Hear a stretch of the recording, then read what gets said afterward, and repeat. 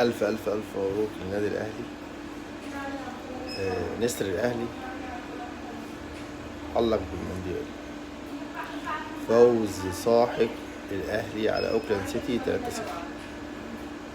عبقرية مارسيل كولر في المباراة. طبعا أنا لسه صاحي من النوم،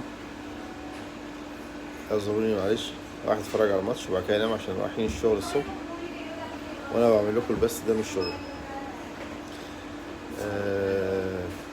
مارسيل كولر امبارح يعني التشكيلة بتاعته كانت كويسة جدا، قدر يلعب بالمنافس كويس وصح. احنا في الشوط الاولاني ضاع مننا حبة فرص من شريف، لكن في اخر الشوط الاولاني والشوط التاني كنا حاجة تانية خالص. كنا بنلعب من لمسة واحدة. جون شحات صراحة يعني خد الكورة شوطة صاروخ، لا تصد ولا ترد.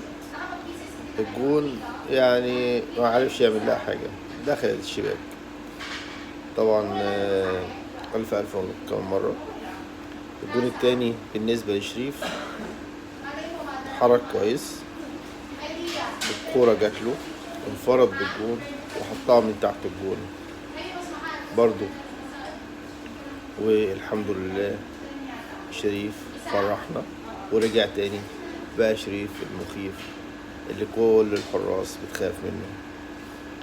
بالنسبة بقى للجون التالت اللي هو يعني جون حكاية صراحة. طبعا بعد التغييرات اللي كولر عملها، نزل كهربا وينزل تاو ونزل قفشة، عملوا شغل كبير قوي.